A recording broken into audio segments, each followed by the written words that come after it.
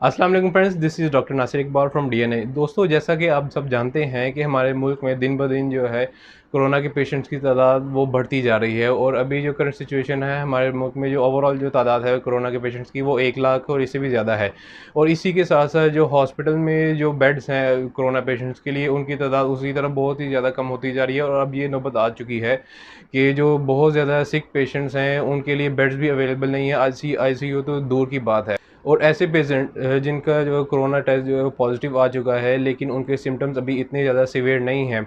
उनकी यही हर मुमकिन हद तक कोशिश है कि वो अपने अपने घरों में आइसोलेट हो जाएं, लेकिन अभी तक किसी को ये क्लियर कट पता नहीं है कि वो किस तरह घर में आइसोलेट हों और उनको घर में क्या क्या प्रिकॉशंस लेनी चाहिए। तो आज की वीडियो इसी बारे में है कि हम बात करेंगे, डिस्कस करेंगे कि आप किस तरह घर में होम आइसोलेट हो सकते हैं और आपको किन किन चीज़ों का एहतियात रखना चाहिए, ख्याल रखना चाहिए। तो चलिए वीडियो स्टार्ट करते हैं। सबसे पहले हम बात करते हैं सिम्टम्स की। अगर जो है फ्रेंड्स, आप में से आपको या किसी आपके फ्रेंड्स को जो है बुखार है, बहुत शदीद बुखार हो रहा है, 103 या 104 बुखार है, इसके साथ साथ आपको बहुत ज़्यादा सर में दर्द है, आपके जिस्म में बहुत ज़्यादा दर्दें हैं, आपको खांसी है। और खांसी भी वो भी जो ऐसी खांसी की जो ड्राई कफ जिसको कहते हैं, कि वो बगैर बलगम के आ रही है। इसके साथ साथ आपको जो है बहुत ज़्यादा शॉर्टनेस ऑफ ब्रेथ है। इसका मतलब ये है कि आपका सांस बहुत ज़्यादा तेज़ है, आपको सांस बहुत मुश्किल से आ रहा है।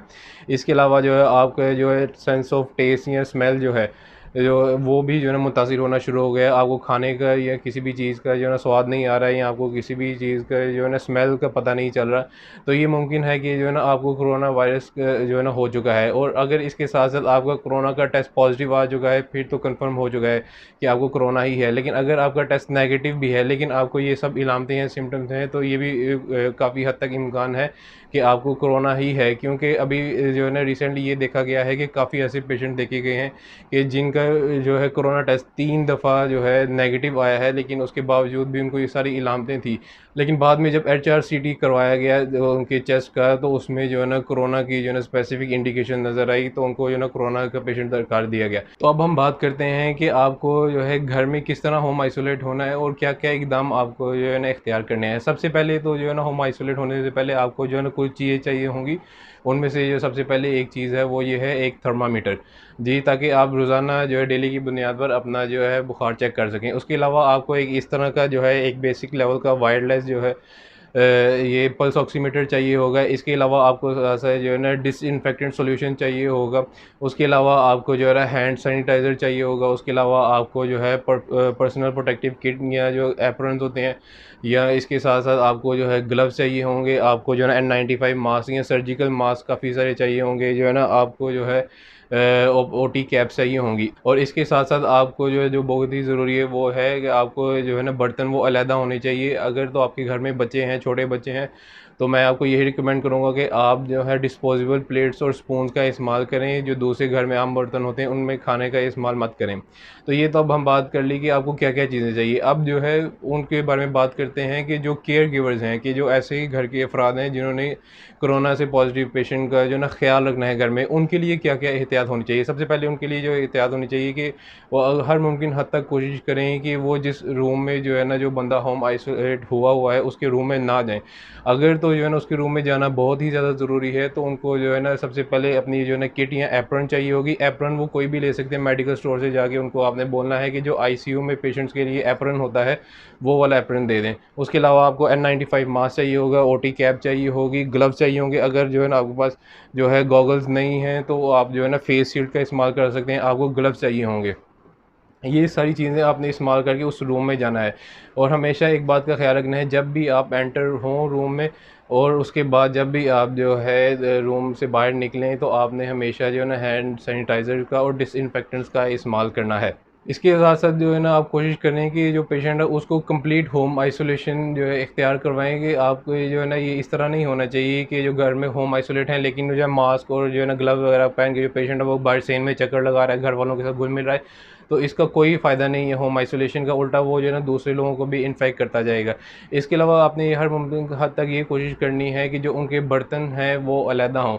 मैं फिर से आपको बोलूँगा कि अगर छोटे बच्चे हैं तो आप कोशिश करें कि आप डिस्पोजेबल बर्तन का इस्तेमाल करें, ताकि एक दफ़ा आप इस्तेमाल करके उनको डिस्पोज़ ऑफ कर दें। इसके अलावा आप ज़्यादा से ज़्यादा हैंड सैनिटाइज़र का इस्तेमाल करें। जो कोरोना के इन्फेक्टेड पेशेंट्स हैं, जो होम आइसोलेट हुए हैं, उनके जो कपड़े हैं, जो गंदे कपड़े हैं, वो कोशिश करें कि जो अच्छे से अच्छा जो डिटर्जेंट है उसे साफ़ करें और वार्म वाटर का लाज़मी इस्तेमाल करें। इसके अलावा जो और ज़रूरी चीज़ है वो ये है कि जो कोरोना का इन्फेक्टेड पेशेंट है उसके लिए जो वॉशरूम है वो सेपरेट होना चाहिए। उसका वॉशरूम दूसरे घर वालों के साथ मिक्सअप नहीं होना चाहिए। अगर एक घर में एक से ज़्यादा इन्फेक्टेड पेशेंट है तो उनका एक कॉमन ही बाथरूम रख दें। उनको दो अलग-अलग बाथरूम में इस्तेमाल करने की कोई ज़रूरत नहीं है, वो एक ही वॉशरूम इस्तेमाल कर सकते हैं। इसके अलावा जो एक और ज़रूरी चीज़ है वो ये है कि जब भी आप उस रूम में अगर जाते हैं कोरोना के इन्फेक्टेड पेशेंट के रूम में, और जब भी उससे बाहर आते हैं तो जो डोर्स हैं, जो दरवाज़े हैं, उनके जो हैंडल्स हैं, उनको भी लाज़मी आप इन्फेक्ट किया करें। जो ऐसा ना हो कि आप जो है उनको इग्नोर कर दें, क्योंकि वो एक जो है इन्फेक्शन स्प्रेड का बहुत बड़ा ज़रिया बन सकते हैं। जी, अब तो हमने बात कर ली कि कोरोना के पेशेंट के लिए क्या-क्या चीज़ों की ज़रूरत है और उसके घरवालों को किन-किन बातों का ख़्याल रखना चाहिए। अब हम बात आते हैं मेडिकल ट्रीटमेंट की तरफ कि जो है मेडिकल ट्रीटमेंट क्या है? जी, मेडिकल ट्रीटमेंट आपने काफ़ी सारे सुने होंगे, लेकिन जो होम आइसोलेशन के लिए जो मेडिकल ट्रीटमेंट है उनमें से सबसे पहले आ जाएगी पैनाडोल। पैनाडोल आपने सिंपल टैबलेट इस्तेमाल करनी है, और जब भी बुखार हो या वैसे शुरुआती दिनों में आपने 2 पैनाडोल की गोलियाँ सुबह, दोपहर, शाम आपने रेगुलर इस्तेमाल करनी है। इसके अलावा पैनाडोल के अलावा आप न्यूब्रोल फोर्ट भी इस्तेमाल कर सकते हैं, लेकिन वो एक-एक गोली सुबह, दोपहर, शाम आपने इस्तेमाल करनी है। इससे आपका बुखार भी कम हो जाएगा और जिस्म में जो दर्दें हैं उसका भी काफ़ी हद तक आपको आराम आ जाएगा। इसके अलावा जो आपने मेडिसिन इस्तेमाल करनी है वो है एज़िथ्रोमाइसिन। एज़िथ्रोमाइसिन एज़ोमैक्स के नाम से या मैक्रोबैक के नाम से आती है। ये 500 मिलीग्राम वाली जो मेडिसिन है, ये आपने एक गोली रोज़ाना लेनी है सुबह के टाइम नाश्ते के बाद, और ये 5 दिन तक आपने लेनी है। इसके अलावा जो चीज़ें आपने इस्तेमाल करनी है वो ये है म्यूकोलेटर सैशे। ये म्यूकोलेटर सैशे के नाम से ही बाज़ार में मार्केट में मिलता है। ये एक पुड़ी होती है, इसको आपने 1 गिलास पानी में डालकर सुबह, दोपहर, शाम आपने खाने के बाद पीना है। इससे क्या होगा कि जो आपके लंग में जो बलगम है, जो थिक बलगम है, वायरस की वजह से जमा हो गई है, वो पिघल कर बाहर आना शुरू हो जाएगी। इसके अलावा जो और चीज़ आपने इस्तेमाल करनी जो आपने इख्तियार करनी है वो ये है कि आपने रोज़ाना 1 घंटा जो है उल्टा लेटना है पेट के बल। उससे क्या होगा कि जो है ना, आपने पेट के बल लेटकर आपने लंबे-लंबे साँस लेने हैं। उससे ये होगा कि आपका जो बलगम है वो जो है ना पिघल कर बाहर आना शुरू हो जाएगा। इसके अलावा जो मल्टीविटामिन्स हैं वो बहुत ही ज़्यादा ज़रूरी हैं। आपने जो है ना विटामिन सी का इस्तेमाल करना है बहुत ज़्यादा। आपने इसके साथ-साथ जो है विटामिन ई, और इसके साथ-साथ जो विटामिन डी है, विटामिन डी आपने लाज़मी ये चीज़ें इस्तेमाल करनी है, और एक और विटामिन है वो है विटामिन ए। अब इसके इस बारे में मैं बताता चलूँ कि जो विटामिन डी है वो जो है, अगर आप एक ऐसी टैबलेट लेते हैं जो आप रोज़ाना इस्तेमाल कर सकते हैं, उसके अंदर लाज़मी कम से कम 500 international unit of vitamin D होने चाहिए। नहीं तो जो है अक्सर लोग विटामिन डी के इंजेक्शंस भी इस्तेमाल करते हैं। अब वो इंजेक्शन में जो है 1.5 लाख से लेकर 2 लाख इंटरनेशनल यूनिट तक एक इंजेक्शन में होता है विटामिन डी का। अगर आप ये विटामिन डी के इंजेक्शन इस्तेमाल करते हैं तो वो हफ़्ते में 1 इंजेक्शन आप इस्तेमाल कर सकते हैं, इससे ज़्यादा नहीं। अगर आप टैबलेट इस्तेमाल करते हैं तो उसमें आप ये लाज़मी देखिएगा कि जो है ना उसके अंदर कम से कम 500 इंटरनेशनल यूनिट विटामिन डी की होनी चाहिए, और वो एक गोली आप रोज़ाना ले सकते हैं। अब इसकी जो फ़ॉर्मुलेशंस हैं वो काफ़ी सारी हैं, जैसे कि जो है ना विटामिन सी वाली जो टैबलेट्स हैं वो टैबलेट सीकॉन के नाम से आती है, जिसमें जो है इसके अलावा जो है ना सर्बेक्सी के नाम से आती है, इंड्रॉप डी के नाम से विटामिन डी के जो है ना इंजेक्शंस आते हैं, कार्सन डी के नाम से जो है टैबलेट आती हैं, इसमें कैल्शियम और विटामिन दोनों होते हैं विटामिन डी। इसके अलावा CAC 1000 प्लस ये जो मेडिसिन है इसमें जो है कैल्शियम भी है, विटामिन सी भी है और विटामिन डी भी है। ये टैबलेट आप रोज़ाना इस्तेमाल कर सकते हैं, इनमें से कोई भी एक। तो जी, ये जो है लाज़मी चीज़ें आपने इस्तेमाल करनी है। इसके अलावा जो है आपने वार्म वाटर, नीम गर्म पानी जो है वो ज़्यादा इस्तेमाल करना है, और कोशिश करना है कि आपने जो अपना हाइड्रेशन स्टेटस है वो दिन में एक कम से कम 1.5 से 2 लीटर पानी लाज़मी इस्तेमाल करें। जी, एक और चीज़ जो मैं समझता हूँ कि आपके साथ शेयर करना बहुत ही ज़्यादा ज़रूरी है, और वो ये है कि हाइड्रोक्सी क्लोरोक्वीन का इस्तेमाल। जी, मेरी आप सबसे रिक्वेस्ट है कि अगर आप होम आइसोलेट हो रहे हैं तो प्लीज़ हाइड्रोक्सी क्लोरोक्वीन का इस्तेमाल मत करें। ये WHO की तरफ से भी ये बैन की गई है, और अभी तक इसके जो है कोई डेफिनेट रिजल्ट नहीं नज़र आए जो है कोरोना वायरस के ट्रीटमेंट के हवाले से। इसलिए प्लीज़ हाइड्रोक्सी क्लोरोक्वीन का इस्तेमाल मत करें। जी, अब हम बात करते हैं कि कौन-कौन सी ऐसी लैब्स हैं, जो लेबॉरेटरी टेस्ट हैं, वो आपको करवाने चाहिए अगर आपको कोरोना टेस्ट जो है वो पॉजिटिव आ चुका है। सबसे पहले तो है वो आपने CBC करवाना है। उसके बाद जो आपने करवाना है वो है प्रोकैल्सिटोनिन लेवल्स। ये क्या करता है कि आपकी बॉडी में जो ऑनगोइंग इन्फेक्शन है उसको जो है ना बताता है। उसके अलावा जो अगली चीज़ आपने करवानी है वो है D dimers level. D dimer level बहुत ही ज़्यादा ज़रूरी है, और इन तकरीबन तमाम टेस्ट में सबसे ज़्यादा ये एक ज़रूरी टेस्ट होगा। वो क्या करेगा कि ये कोआगुलोपैथी को बताता है। कोआगुलोपैथी होती है कि हमारी इस कोरोना वायरस की इन्फेक्शन की वजह से हमारी बॉडी में खून अपने आप जमना शुरू हो जाता है, और अगर ये बहुत ज़्यादा खून जो है ब्लड क्लॉटिंग स्टार्ट हो जाए तो ये अलग-अलग जो है ऑर्गन्स में जाके उनको डैमेज कर सकती है। इसलिए डी डाइमर लेवल करवाना बहुत ही ज़्यादा ज़रूरी है। और अगर जो है आपका वक़्त के साथ डी डाइमर लेवल ज़्यादा होता जा रहा है तो आपको फ़ौरन जो है हॉस्पिटलाइज़ होने की ज़रूरत है। उसके अलावा जो अगली चीज़ है वो है serum LDH level, serum ferritin level और सीआरपी लेवल। ये क्या, ये तीनों टेस्ट जो हैं ये ऑनगोइंग बॉडी में जो इन्फ्लेमेशन है उसको ये शो करती है। कोरोना वायरस की वजह से हमारी बॉडी में जो है और स्पेशली जो लंग्स में है वो इन्फ्लेमेशन स्टार्ट हो जाती है, और इन चीज़ों के लेवल जो है वो उस इन्फ्लेमेशन को बताते हैं। अगर इनके भी लेवल जो है अगर ज़्यादा होते जाए वक्त के साथ साथ तो आपको जो है हॉस्पिटलाइज होने की बहुत ही ज़्यादा ज़रूरत है। अब हम बात करते हैं कि आपको जो कौन कौन सा फूड इस्तेमाल करना चाहिए अगर आप होम आइसोलेट हुए हैं। तो सबसे पहले जो एक चीज़ है वो ये है कि आपको जो आपकी डेली रिक्वायरमेंट है, कैलोरी रिक्वायरमेंट, वो आपको अचीव करनी है।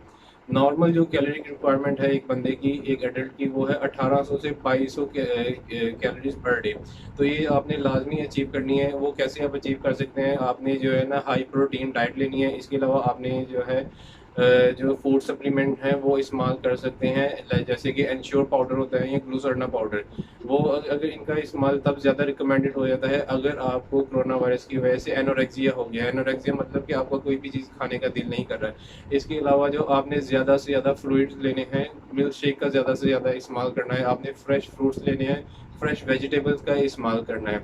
इसके अलावा जो आप नॉर्मल घर में जो रोटी चावल वगैरह सालन इस्तेमाल करते हैं दिन में 2 या 3 टाइम, वो आपने वो भी रेगुलर इस्तेमाल करते रहना है। इसके अलावा जो एक और चीज़ बहुत ही ज़्यादा फ़ायदेमंद इसमें हो सकती है वो है डेली जो है खजूरों का इस्तेमाल। डेली आप जो है 5 से 6 खजूरें इस्तेमाल करें। उसमें खजूर में पोटेशियम की मिकदार काफ़ी ज़्यादा होती है। ये आपकी बॉडी में जो पट्टों का दर्द है, जो है सर दर्द है, इसको जो है ना कम करने में काफ़ी ज़्यादा मददगार साबित होगी। जी, अब हम बात करते हैं कि इसमें जो रिलीजियस एस्पेक्ट वो हम क्या इख्तियार कर सकते हैं। एक तो इसमें जो सबसे इम्पोर्टेंट चीज़ है वो ये है, मैं आप सबको बताना चाहूँगा कि आपने जो है ना बिल्कुल भी नाउम्मीद नहीं होना है। नाउम्मीद मतलब कि जो है ना जब भी जी किसी बंदे को जो है वो कोरोना वायरस का इन्फेक्शन होता है वो बहुत ही जल्दी डिप्रेशन में चला जाता है।